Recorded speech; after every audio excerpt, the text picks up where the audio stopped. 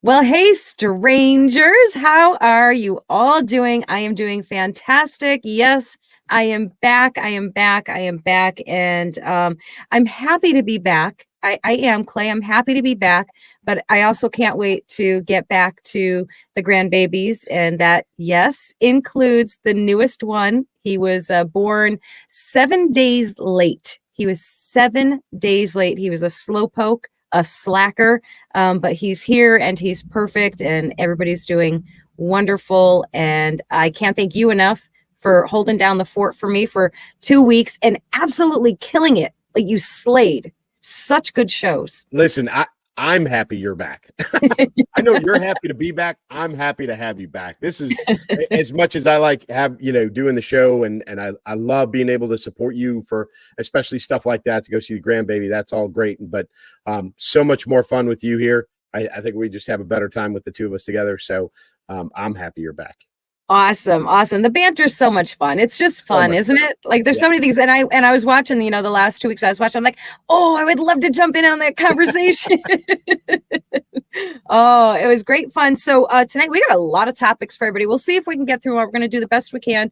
And but they're all the latest goings on in the world that we feel like talking about. So right after this, we are going to get started.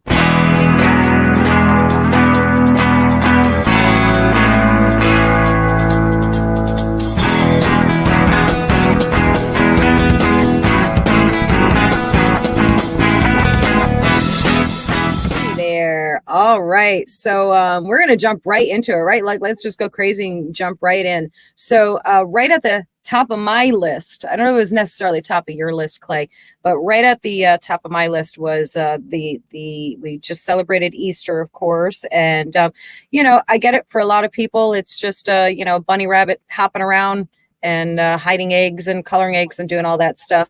And it honestly, it always was that to me. Like, my whole life, I wasn't religious. I certainly wasn't a Christian. And yes, my Christians watching, I know it's not a religion. Don't come for me in the comments. I know.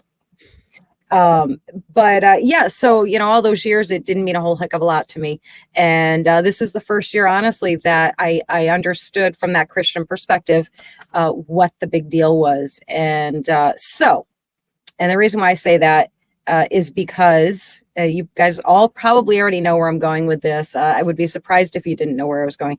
But on Easter, President Biden made a proclamation. Now, there's more layers to this, but let me just start it off with the surface of it, the initial onslaught of this. So we, being all of us, that the world, get a proclamation from President Biden, and I'm pretty sure I have it here, like the screenshot of it here, designating Easter Sunday, March 31st, as the Trans Visibility Day. And so he puts up this proclamation, and yes, quite frankly, I and Christians all across the country got really, really offended and angry and mad, and rightfully so, by the way. This is like a high holy day here. This is the resurrection of Jesus Christ. We are Christians named for Jesus Christ. This was a big deal. And to take this day and completely erase it, essentially, the meaning of it, the depth of it, and to focus on this group of people. And so I want to read the statement now. He says, on Transgender Day of Visibility, we celebrate the joy, strength, and absolute courage of some of the bravest people I know. He says this this was on Twitter. He says this, today we show millions of transgender and non-binary Americans that we see them, they belong, and they should be treated with dignity and respect. Now, I certainly agree with that last part. Everybody should be treated with dignity and respect. So that's a no-brainer. That's the given. I would expect no less at any point in time. To not acknowledge the fact that this is a very, very holy day, and to only put this massive focus on this extremely small group of people it's outrageous. I mean, it really is. Now, I will go back and say, and I will say that I did not know this because I don't think any of us had any real reason to know. Apparently, this Trans Visibility Day has existed for like 15 years, apparently. I had never heard of it before. Had no idea. It's always been March 31st. So, so that's the counter argument. That's what the left is saying. Oh, calm down. It's always been that day. Now suddenly it's a big deal to you. Well, it is a big deal to us because you're celebrating it. The White House is celebrating it. And by the way, they also banned the any religious symbols or language or anything from this Easter Day event that they have. And I did read, and I can't confirm it, I don't know if it's true. Supposedly this has been the case for many years that's the case. And if that's true, I think that's absurd. Easter, how do you eliminate the whole thing that it's actually about? It's we're just living in the craziest world possible right now. So you've got one of three things happened. Like you said, it's always on March 31st. Okay. Mm-hmm. So either the White House acknowledged the overlap and said, we don't care. Right. They acknowledged the overlap and chose to ignore it. Right. Or they were so inept that they didn't even realize the overlap. Mm-hmm. So they're either inept, don't care, or decided that Easter can coexist with these two and they don't need to deconflict. Mm-hmm. Now, I know what you're saying about the, taking I think it was the egg decorating, they took all the religious, I think that's what it was. It's not allowed. And, the Easter celebration at the White House has been convoluted and slowly getting watered down year after year to be more inclusive. And, and it was always an Easter egg hunt, and then it was egg rolling, and then it was all these things. You get the kids out on the White House lawn, and, it's all a dog and pony show. Sure. But when you start putting restrictions on it, now you have a different problem. Because like you said, this is, this is Christmas without the Christ, right? This is now they've turned it into something that it's not. Mm-hmm. And and I know that, Santa Claus has nothing to do with the birth of Christ, and the Easter Bunny has nothing to do with resurrection. Got it, right? That's the commercialization of the holiday. And it kind of is what it is. And all of this is, I agree with you. This is a crazy world we're living in. Yeah. That all of this is going on, and everybody says it's no big deal. Or they say, we don't care. We can, piss off the Christians. That's fine. We'll pander to the very small group, like you said. Mm-hmm. But the thing that bothers me the most is that when the president was questioned about this, he goes, I didn't do that. Right. He goes, yes. I didn't do that. Yeah. A reporter asked him point blank. Directly. Yeah, I didn't do that. I didn't do that. Now the White House is saying his answer, because the reporter questioned him along the lines of what we're talking about, which is, did you know that it's right on top of Easter, that you put this proclamation for Trans Visibility Day right on top of Easter? And he said, I didn't do that. And the White House is saying, well, what he meant was it's always on the 31st. Therefore, he didn't put it there. They just happen to coincide and blah, blah, blah, blah, blah. Yes. The bigger question, how his cleanup crew comes in every time and the bigger question is, and the conclusion that most of us are coming to is, he has no idea what he's signing. And the reality is he's not signing anything. Right. They're putting things in front of him, and maybe not even putting things in front of him. Maybe the White House chief of staff said, yeah, just go ahead and make it. It's the 31st every year. It's pro forma. Mm-hmm. We don't care about Easter, whatever. And so the Speaker of the House was the one who was very upset about it. And he said, well, his signature's on it. Well, let me clue everybody in. Unless you watch the president sign something, literally physically see him do it, they don't sign anything. There's a device that has been around for decades called an auto pen. When I was an aide for a general, we had one. You put a marker in it, and it mimics his signature, right? There's a code you have to put in. It's very controlled. Wow. You line up the piece of paper underneath, you hit the button, and it does a signature. And it's written in a real pen with a real marker. Yeah. Right? Real, it's ink. It's not a digital replication. It's not printed by a printer. That's wild. I had no idea. Yeah. Yeah. So unless you see the president sign any of this stuff, he never signed it. Right. Guaranteed he never signed it. So when he says, I didn't do that, he really didn't do that because he really didn't. Yeah. Yeah. He has no clue. And let's be real. Anything that is put out on Twitter from his account, from his official account, it's not him. Nope. And anybody who thinks that it is actually him is I don't know. I got a bridge to sell you or some swampland or whatever. That's the old things. That's so outdated to even say that, but I don't care. I said it. I could be very coarse and say I have a bridge in Maryland to sell you, but I won't say that. That was probably out of line. But yeah, I mean, everybody got mad because President Trump did do his own tweets, the mean tweets thing, and now you've got a president who doesn't. That guy couldn't operate a smartphone if he tried. To get onto Twitter, to tweet something, to put on X or whatever it's called. He couldn't do that. That's not him. Yep. That's his press people doing that stuff. Which, it's another one of those moments where you really should be taking that pause and saying, who is running the country? Because it ain't that guy. It ain't that guy. He doesn't know what the hell is going on at any given moment. No clue.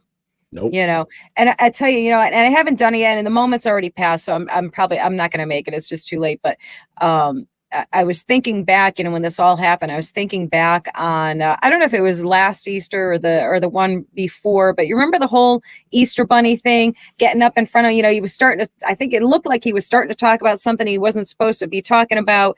And the Easter bunny jumped out in front of him and did this whole thing and like redirected him, which we all know that was, that was a plant in there, not some guy hired to play the Easter bunny. That was one of their people in there. That was a Secret Service agent is what that was. 100%, no question about it. And he got redirected and, like shuttled around. And, and I was thinking, I was trying to come up with a video to make for it, like that this was his revenge, against Easter to to do this. But the moment passed, it's just, the whole thing.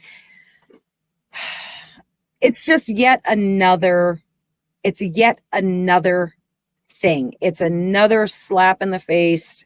It's another insult. It's another display of choosing, and I know for some people this is going to be too harsh of a word, but I'm sorry, I do believe it. Choosing evil over what's good and right, deliberately, consistently, and blatantly. And this is the course. This is the path that we're on with this administration. And, it's only going to get worse. And, that can actually take us right into the next topic. They want to fast track. Now they've been talking about this for a little bit now. AOC notably brought it up, weeks, if not months ago, this idea to fast track illegals, or as they like to say, undocumenteds, for citizenship. And all that means is they just, we all know what it means. They just want to hurry up, get them passed through so they can be voters and voters for them. That's flood the whole system. That's the plan. That's the idea. And, none of and this is such an insult. This is, again, yet another slap in the face to all of the legal immigrants who came into this country, who are coming into this country by legal means, doing the right thing, going through the process. Is it easy? No. Does it take a long time? Yes. Does it suck? Absolutely. There's no question about it. But for all those people, for all those years, doing the right thing the right way, and just to be told, yeah, whatever, who cares? We're just going to let these people skip the line, come right through. None of it matters. None of it, doesn't matter if they're criminals, doesn't matter. Clearly, it doesn't matter if they're breaking the law here because jack shit happens to them. It's insane. And here's the fun part, of course. We can play a game called Guess Who. So 18 senators demand fast track citizenship for illegal immigrants. 18 senators. I wonder what party they belong to. Huh? We could probably guess the states if we tried hard enough. Yeah, right. I wonder. Do I have them? I don't think I have them. Yeah. Yeah, we but could you're pro- right. You could. Yeah. Yeah. You could probably hit the states. Mhm. And for sure the party. I mean, that's easy enough, but this is, it's and we'll probably get into this a little bit more, maybe touch on it a little bit later, but this is to replace the voters that they're losing from the racial minorities, because there Right. is huge number swing for Latino Hispanic voters moving Yes. to Trump conservative Republican side. Mhm. You're starting to lose more interestingly, specifically young black males Mhm. are moving away from the Democratic Party. Now, they're not necessarily moving to Trump Republican, but Right. they're essentially losing votes because they're not voting, right? That's Mhm. part of the problem as well. But there is a shift that's going on in the racial demographics that the Democrats have traditionally depended upon. Modern Democrats, let's be realistic, right? Since Right. probably the 1970s, Mhm. but they're starting to lose them. So now they've got to find a way to replace them. And you said Yep. it, this is about votes, and this is what they're doing. So they're doing it both ways. They're doing the screw it, we'll just let them vote anyway, the California Mhm. method, right? Which Yeah. is Right. probably the best way to call it, because that's who's Mhm. doing it. California method of just let them vote. Or the AOC side, right, which she's got a little bit more of a conservative Democratic base, right? There's, Right. they're Right. Democrats, but there's a way to do things, Mhm. kind of a thing. So I think she's playing to her base, which is, they can vote as long as they're citizens. Let's just alter the course to make them citizens, right? Right. Right.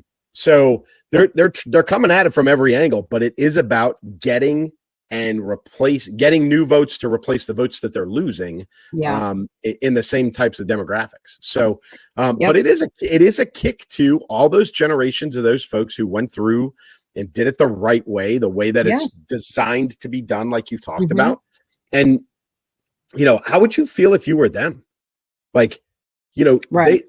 they're going to have to replace every one of those with two more, because you're Mhm. going to start to lose them. You're going to start Yeah. to lose the older, immigrant population who became citizens the hard way. They're going to Right. be insulted, and they're going to flip party. So now they got to replace them too. Mhm. So now it's like a double whammy that they've got to take care of. So Right. yeah, I don't know if this is the right path. I don't think it's going to get them what they're looking for, but it is certainly about votes. You're right. Yeah, yeah, it is, and it's just disgusting. I'm the daughter and granddaughter of legal immigrants who came from Cuba and Germany, respectively. And the thing about my grandparents that I remember so well, and they've all since passed away. But one of the things I remember and loved so much of these memories is their love, like their genuine love for this country. Nobody celebrated the 4th of July harder than my grandparents. Like my grandfather, on the German side, I mean, he would blast Neil Diamond. What is it? America Coming to America. Yeah. That song would be like full blast, and these are people who, I mean, they truly did come for the American dream, and they appreciated, and it was such a impactful, powerful moment to become citizens, to, my mother specifically. It was a big deal, and it was because they had to work for it, because they had to sacrifice, and because of where they came from and what they left behind to come here for. And to see that so disregarded and just dirt kicked on it is so upsetting. It really truly is. And I don't know what's going to happen with all of this. I know we are in really big trouble. We're just in big trouble, and that's might be one of the understatements of the year. But I hope that gets stopped. I don't know. I've lost quite a bit of hope as to the right things happening within our government. So there's one like in where I live now in Pennsylvania. There's one bright hope, because Pennsylvania was one of the contested, like the election was stolen. There was right. there was ballots delivered in the middle of the night. There's a bunch of wanky stuff that went on. Mail-in ballots have to have a date stamp on the envelope. Mm. And if it's past the specific, so it can't be hand walked in, it can't be delivered by somebody. It's got to be run through the post office with a posted, with a timestamp, a date stamp on it from the post office for it to be valid. So that's a step in the right direction. That was determined by the courts. So that's a good thing, but it's not enough to overcome, all the shenanigans that happened, quite a few years ago. Right. And I'm not one of those that, it's stolen, bought, whatever. Right. There's just enough doubt in everything that happened that it's hard to ignore. And all we could say is the same thing that we say over and over again. And that is, man, oh man, don't think that your vote doesn't matter. Just get out there and vote. And I know so many people are disheartened and they do think, well, what does it matter? Especially the people who think that it's rigged. They're sitting there going, it doesn't matter if I vote or I do. It matters. It matters. It matters. Just do it. Just do it. Get out there. And, I think the other biggest thing, and I'm not really one to talk, I shouldn't be, this isn't my choir to be preaching to, but man, oh man, do people really need to get involved in their local politics? Your average Joes need to get involved in local politics because that's where everything basically starts. So there's my sort of kind of soapbox there for a second. But you mentioned California. California, here's yet another fun thing that they've come up with to do. And of course, this has been going on for a little while now. It's a longer conversation than a hot minute, but California, and I think it's 9 other states, might be 9. I'll double check that. They are planning to ban gas vehicles by 2035. Gone. Boom. Gone. That should be great. I'm sure the power grid can, handle that no problem. I mean, that alone is a reason it's not going to happen. I mean, as California stands right now, and I understand this is 11 years from now, but the reality is that they're not going to be able to generate, update, build enough power plants or power plant capacity to, get rid of all gas powered vehicles by 2035. But so California itself can't support it, right? They have problems now. I mean, the last 2 years, it's been, hey, we would prefer that you don't charge your cars. It's almost like the places like that. I don't know if you've ever lived in a place or during a drought where it's like, hey, if you have an even number, you can water your lawn on a certain day. If you have an odd number address, then you're the opposite and blah, blah, blah. And they control water consumption like that. They're going to have to do the same thing with power. Right. You can only charge your car on off days or even days, odd days, whatever it is. Still not going to support it. But really what's going to destroy this in concept before it even gets off the ground is trucking. Like California, with the amount of ports that they have. Right. If you can't get it off the port, you can't, it's useless. Right. So and they do that with trucks, and they're not going to do it by electric trucks because electric trucks don't work, right? They've already, I don't know if you've seen it, but I've seen a couple of the conceptual diagrams for these things, and they have to haul a trailer as big as a trailer just for the batteries so that they can haul you know what I mean? It would be like a double semi to haul one load, right? You got one load of cargo, one load of batteries, you know what I mean? And that's kind of how but the trucking industry is looking at this and they're shaking their heads because they're not going to do it. No. But how do you get the stuff off of the port? How do you get it off the docks? And where does it go? So unless they're going to extend every rail line to every port and they're going to move everything by rail, which they're not going to do. Because what do you do about inside of California? Right. Yeah. So exactly. The ports alone, when you talk about the Bay Area, Los Angeles, you talk about San Diego, all the ports along the coast, that alone makes this a non-issue. They're not going to be able to move. I mean, they'll destroy their own economy. Right. Yeah. Logistics wise, I mean, every which way you look at it, it's unsustainable. It's just not practical. It's not logical. And it's not really the environmentally friendly thing that they want you to believe that it is. It's absurd. It's absolutely absurd. And the thing that always gets me with this and all of the things that they do, honestly, is that you can't tell me, you can't get me to believe that these people are too stupid to think of these things. Yeah. You know, they can't be. It's impossible for them to be so dumb to not think of all these possibilities. So the alternative to that, if you say these are not dumb people, they've thought of they realize all of these things, and yet they're still pushing forward with all of these things that they're doing, from the illegal immigrant fast tracking to these, you know, EVs.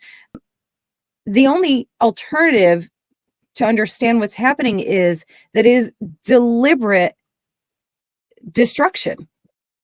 You know, it's deliberate attempts to just destroy our country. I mean, how else can you look at it? You know, I mean, this is the grand scheme and the grand plan of socialists, right? They want absolute dependence on the government. They want everybody to be equal, equally poor, equally dependent, equally, you know, incapable of functioning without. And as always, I think I say this every episode that we talk about these things. The only thing that makes me more mad and frustrated than these people doing this are the dummies, and I'm calling them dummies. These are the dummies that are like little minions going, these are great ideas. You know, clean energy. Let me get my bumper sticker on my, you know, plug-in car. I can't take it, Clay. My blood pressure is going up. And we've already, you know, that it doesn't take much to figure out that even the U.S. shifting to EVs, one, the pollution that's caused by building them is worse than gas cars. You know, the child labor involved in mining is atrocious. Right. But, oh, by the way, the rest of the world's not making the shift, so it doesn't matter. Like, we're not fixing anything. Right. And all we're doing is making things more expensive for the average, you know, the average American, both in vehicle costs, in, you know, paying their electric bill, in consumption of goods, transportation costs associated. We're just making everything more expensive. So you're right. This is about tearing the economy apart to make everybody dependent upon the government, which is what they want, which is, you know, the next step into socialism. So that's where all of this is headed. And truthfully, you know, we can't do another 4 years in this direction. We can't. We're done for. We're done I'm for. telling you, another 4 years. And I hate saying this, and I don't want to be the conspiracy theorist and the you know, the chicken little sky is falling, but I'm telling you, another 4 years of this is going to turn violent. It's going to turn violent. That is the result of this is violence, and it's going to be a lot of violence. Because people are not going to be able to survive it. They're not going to be able to pay their bills. They're not going to be able to, you know, and banks don't care. You're going to have people losing their houses. You're going to have people losing their cars. You're going to have, you know, massive government dependency. And then things are going to turn violent because people who've lost things and have had things taken away from them are going to want them back. Yes. They're going to take them. And they're going to take them from, they can't take them from the government. So where are they going to take them from? People who still have them. Right. And then the violence is going to go up and it's going to get ugly real fast. So I don't want to be that guy, but that's, to me, another 4 years, that's exactly where we're headed. Oh, I'll tell you what, Clay, you know what? I mean, I agree with you. Nobody wants to be that guy, but I'll tell you, I am definitely 100% that guy these days. I am. My husband chuckled a little bit, but you know, he also knows I'm serious, you know, because it's just, he chuckled because it's coming from me. And it probably does sound funny that I'm like, you got to get your supplies. I want to have all our stuff and things so that we are prepared for, you know, for the grid going down, for all of the things that can happen. And like you said, if we have another 4 years of this, you better start prepping, my friends. You better be ready, and you better have all of the things that you need, and you know, to survive essentially. And yeah, I know that sounds crazy because we live a pretty comfy, cushy life, and we can't imagine that ever being a possibility. But we are damn skippy. We're heading that direction, you know. So you can either shrug it off, guys, or take it seriously. And I know a lot of our listeners and watchers actually do take it seriously. So, you know, it is a preaching to the choir moment here. But for those handful of people that might come in and say, you know, what are these people talking about? We're talking about better be smart because it's going to get ugly if this is the path that we stay on. it's going to be bad for sure. For sure. Yep. Sorry guys for the doom and gloom, but you know, it is it is what it is for sure. Oh, we can want to lighten up a little bit because this is always funny. Always funny to talk about this one here. Which is, you know, terrible of us because you know, she is definitely trying to have I always have to use this picture of her. You know, she's definitely working on some main character energy. Her camp, the whole Biden Harris team is putting her out front and center right now. And, you know, I mean, I'll give you my speculation on that. I think it's pretty clear that she needs to present as a front runner here, as somebody who can handle things, because everybody knows the situation with Joe. They're just not saying it. They're not acknowledging it. They won't, they can't. But if they're putting her forward, they're freaking out. They are freaking out. What has she done? So in recent weeks, she has she's been to Florida a couple of times to spar with DeSantis over there over how to teach slavery in schools. That got a little contentious. She flew to Iowa to the abortion clinics visits. That was actually a very big deal. I think she's the first. She's the first ever. She might be the first. I don't know. That might be going too far, but yeah. She might be. Yes.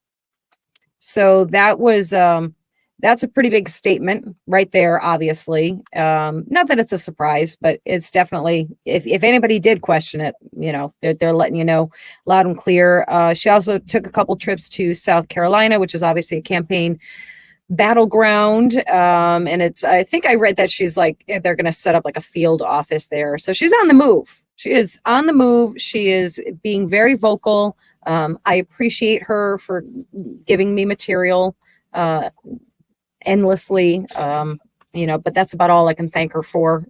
Everything else is she's obviously the support network, so she is younger, she's mobile, she can go places, she can do. Now they're all crossing their fingers in the back that she doesn't, you know, shoot herself in the foot by opening her mouth.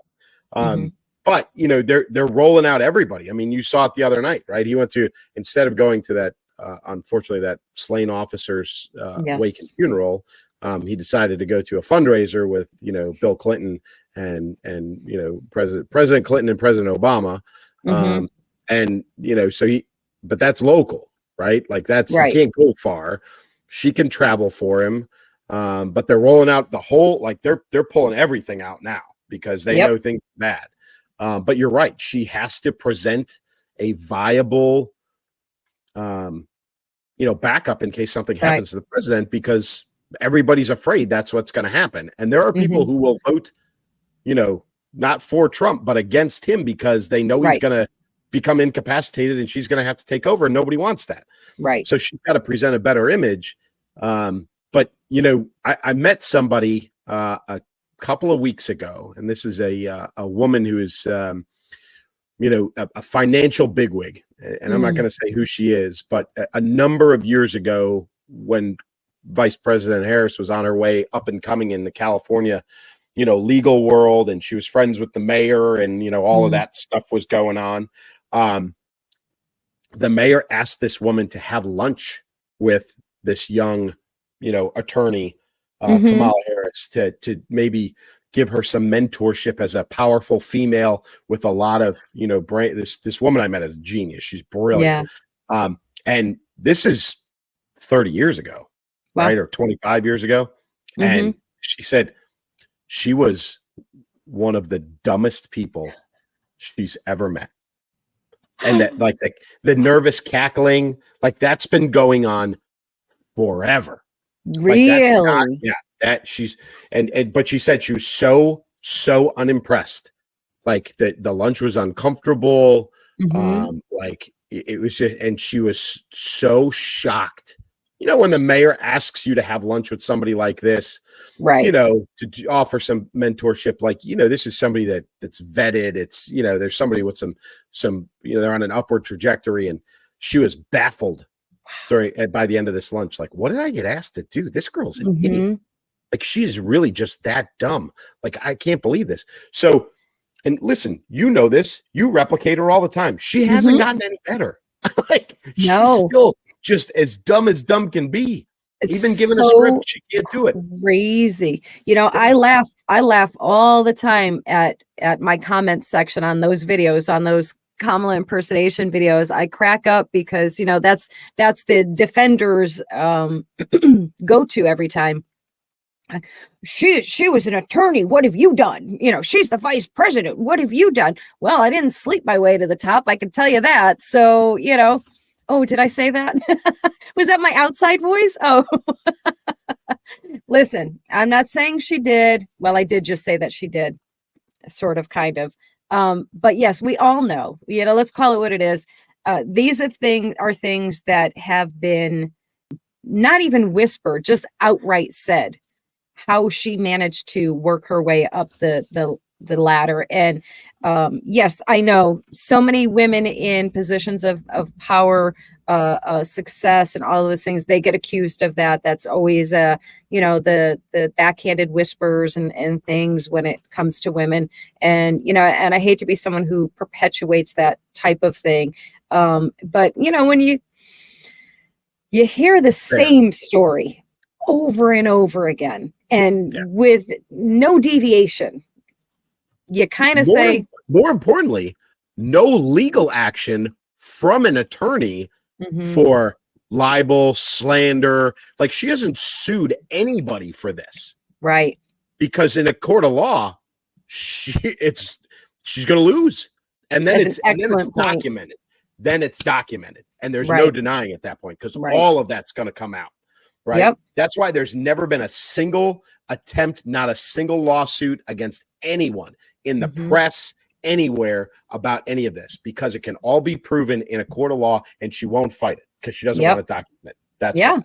That's a spectacular point that we will be she's an attorney. Reiterating. She is an attorney. Can't do it. Yeah.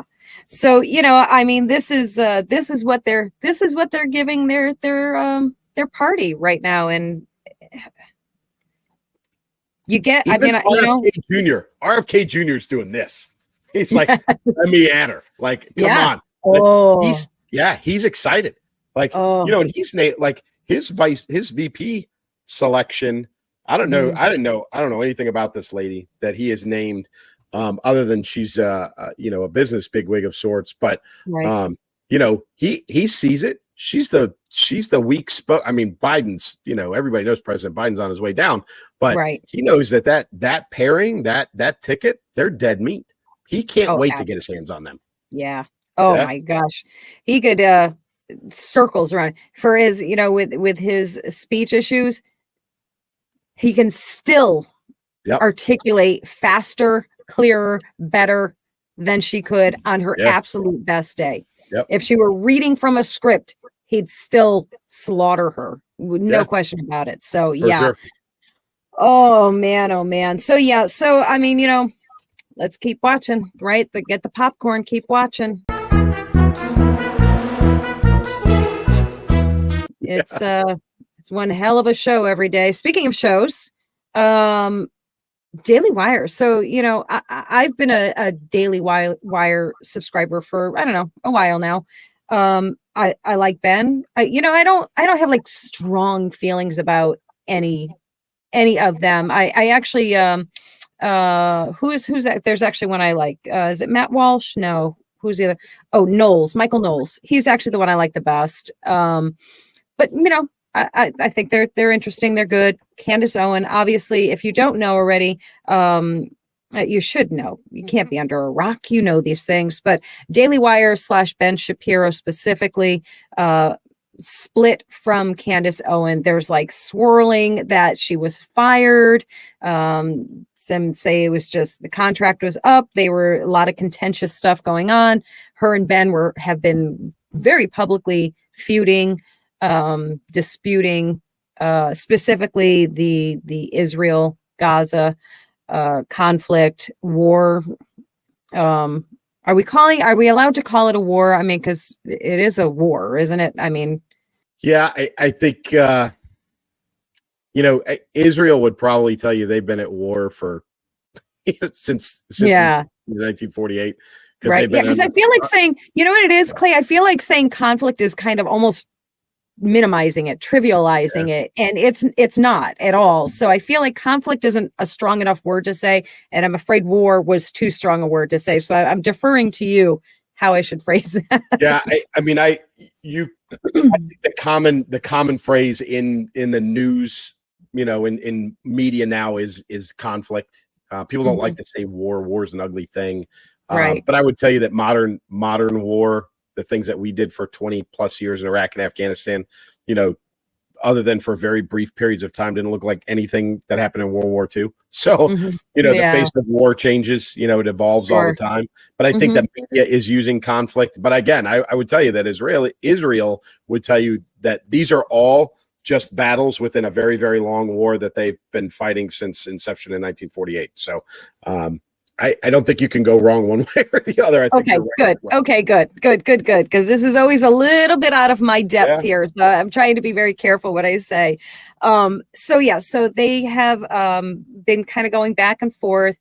Interestingly enough, when this was going on, so Candace Owens has made some statements that are being viewed by certain people, including Ben Shapiro, as being anti-Semitic. They have been going back and forth, and he's been very public. I guess I think there was like a party. It was recorded. He was kind of really bashing her, and it's a bad look. You're supposed to be on the same team, and you guys are going at it. So anyhow, what's his name? Jeremy Boring, who's like co-owner or whatever, had made a statement a little while back. He said that they would not fire Candace because of here's the exact quote. He says, even if we could, we would not fire Candace because of another thing we have in common, a desire not to regulate the speech of our hosts, even when we disagree with them. So that was a statement he made early on with this. He was asked, like, what do you think? You're going to fire her because this is pretty bad. And that was what he said. And then all of a sudden, they have a parting of ways. And she's saying things like, I'm free at last, like she's free and grateful to be out of there, as if she was kind of being held hostage, meaning by contract or something. So whatever happened there, it was pretty ugly. And it's I tell you, it's funny. You can look at so many different news sources, and this is no surprise to anyone, but so many different news sources, and depending which way they lean determines the way that they phrase, so one of the articles I opened up said, far right hosts of Daily Wire, like far right, ultra right, blah, blah, blah. And they're saying all these things. So I had to kind of like bounce around a little bit to find somewhere in the middle to get a little bit more of truth. So apparently she has made a lot of criticism towards the Israeli army's actions in Gaza. In November, she tweeted, "There's no justification for a genocide. I can't believe this even needs to be said or is even considered the least bit controversial to state." Her remarks were in response to the Israeli army's siege in Gaza in retaliation to the October 7th Hamas-led terrorist attack. So she has, made quite a few comments that have made people in the Jewish community feel as if she is a problem, basically. So, yeah. So that's that. They have parted ways. My personal feelings on that is that it's not a good look, I think, for the Daily Wire. To be honest with you, when you make one statement, you say, listen, our hosts, they have a right to their opinions, to express their opinions, and then turn around and part ways with somebody, I don't know. There's a big, I actually did a little poll just for ha-has. I was curious when this first happened, how many people were Team Candace versus Team Ben or Daily Wire.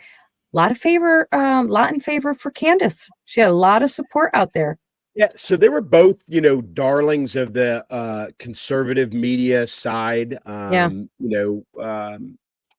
Ben Shapiro is like the name, truthfully, at Daily Wire. Right. No doubt about that. Yep. I don't know if I would put either of them in the upper echelons with like Tucker Carlson or Glenn Beck even, but they're close. Like they're getting there. You know, Candace Owens is a bit of a unicorn. You know, Black female conservative, you know, pro-life. She's the one who's been, you know, preaching the Blexit out of the Democratic Party. That's her. Yeah. She's been doing that. The stuff we were talking about earlier. So, you know, what this doesn't show, you know, we've talked about this before, is there's no united front. And I don't think in journalism you necessarily should have or need to have a united front. It just, you know, kind of breeds that division that we've all been complaining about for the last 10 years or so. But this does smack of a little bit of childish, I think, behavior. I mean, I heard some rumors, you know, some things that Candace is being accused of saying that you can't even say in your right mind, you know, that Christians drink, or no, Jews drink the blood of Christians, you know, like she said that out loud. Like if she said that out loud, it was in a like, can you believe that people actually, you know what I mean? Like, somebody took it out of context if she even said it, which I highly doubt she did. So this all seems a little childish to me in the way that it was handled. Now, if, you know, what she did say, the Twitter stuff from November, she said it. I mean, it's out there. You can't deny it. You know, that was kind of the overreaction of genocide. I think people have been throwing that word around. Listen, if the Israelis wanted to cause a genocide of Palestinians, which we're still trying to figure out what that means, because it's not a thing, they would call inside of their own Israeli borders first. There's 2 million, you know, there's 2 million plus Arabs that live, you know, Muslims that live inside of Israel. Not in the occupied territories, not in Gaza, not like in Jerusalem, and like they coexist and everything's fine. So if there's going to be a genocide, they would start there. And then they would worry about the occupied territories. It would look a lot like Berlin in 1939, but that's not happening. So that you know, people throwing around the word genocide, and people have been doing it a lot, is, you know, erroneous, and that's a pretty stark accusation against a people that were the victim of genocide, right? So that burns, you know, Jews specifically pretty hot. So, you know, people didn't appreciate that at all, and I think that's where this all kind of went sideways. Whether she agrees with what Israel is doing or not is one thing. The use of that word and making an accusation like that kind of ups it a little bit more. And that's when I think we got kind of into the childish realm of, you know, how we're going to handle this. And there was the name calling and, you know, all those other things. But I do believe it was uncomfortable enough for her that she did just want out of there. She was probably happy that they came to whatever terms of agreement, you know, to get her out of there, for her to leave. Like you said, the free at last, you know, proclamation. I think she was probably happy to leave. The problem is, where does she go? Right? Does she go the journalist route? Does she mimic Tucker and hope things work out for her? You know, does she bounce over to the Blaze? Does she, you know what I mean? Like, where does she go to do this? She's not going to Fox. I can tell you that right. No, definitely not. You know, I hope she's got a plan, because I think her voice is important to journalism in general. You know, and she's probably as much a pundit as she is a journalist, probably more so a pundit. But again, she's an important voice to have out there. And I don't think it does anybody any good to have her wandering around, you know, shaking a cup, selling pencils, trying to get back on TV again. Like that, that's not a good thing. So we'll see how it plays out. But it got pretty ugly. It did. Yeah, that, I think, you know, I agree with you on I think that's the thing that kind of got me the most, the pettiness of it. And you know, I would have liked it. And I agree that, you know, I don't need to see, it doesn't need to be a united front, but just keep it classy. Can we keep it classy at the very least? That's all I would ask for. Like, you know what, we've come to a point where we're at an impasse. We're not going to agree. This is an uncomfortable, unpleasant situation for all of us. And we all agree that it's best for us to part ways. We wish each other the best and in their endeavors, you know, like, class it up. Let's be those guys with the class, not, you know, but I'm sure it will be a if it hasn't been already, it'll be a topic on The View. Of course. Oh, of For course. exactly the reason that you're talking about. Those cackling hens, man. Can't stand them. I can't stand them. Yeah. Speaking of Israel, right? Yes. Hang on. Where is it? Here it is. Boom. Yeah. So it's like the longest heading ever. Yeah. I don't know what I was thinking. Chalk another one up for Clay. Yeah. We talked about this a couple of months ago, maybe, and we were talking about, how the IRGC, Iranian army, the military, and the government has been backing Hamas and Hezbollah and the Houthis and all this other stuff, and they've been funding and equipping, and training terrorist organizations all across the Middle East for a number of years. And the United States has already killed one commander of this organization within the Iranian army, and I said that should be the most dangerous job in the world, and every day you should be worried that you're going to get killed. Hey, here we go, right? This is the guy. This is the guy. That's the guy, right? Yep. So that's the guy. And Israel has, as I understand it, they've said, yeah, that was us. We did it. So they tracked him. They had some intelligence on his location, and he was in a consulate in Damascus, Syria, and they flew an airstrike and they blew the building to shit and they killed him. And they said, you want to keep funding Hamas, who's harassing us, and Hezbollah and the Houthis and all this other stuff? That's fine. Put somebody else in charge because this guy's gone. And they took, chess piece came off the table, and they're zero remorse. Interesting though is what does that do? Like, what does Syria do? Like, because this is so the difference for those that it's not an embassy, right? So it's not embassies around the world are if you're in the U.S. embassy in Germany, you're actually in the United States. That's U.S. ground, right? A consulate is not the same thing. That is that's not it at all. So really what the Israelis did was they flew into Syria and blew apart a building owned by the Iranians in Syria on Syrian territory. So what does Syria do?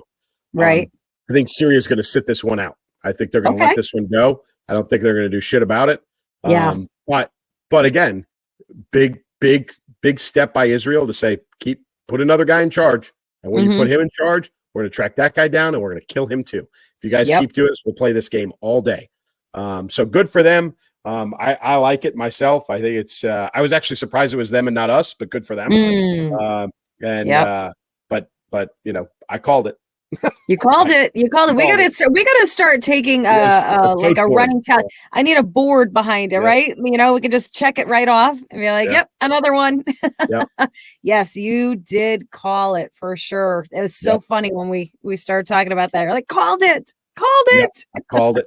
Yep. So on the even before that, and here's another. We'll touch this very, very briefly. And I missed it last week when you were gone. I just totally missed this. But there was the ISIS-K attack in Moscow, right? And they attacked the concert and they killed 100 and however many people it was. It was awful. Awful. The question that we all, and we'll keep this one short, but the question we all need to be asking ourselves is why? What, why in the world would ISIS-K walk into Moscow of all places and attack them? Listen, the United States, NATO, even the United Nations, we all abide by laws, even when it comes to fighting a war. Geneva Convention, law of land warfare. We have laws that we follow to make sure that war is conducted in a humane manner as much as we can. Okay. Putin and the Russians don't care.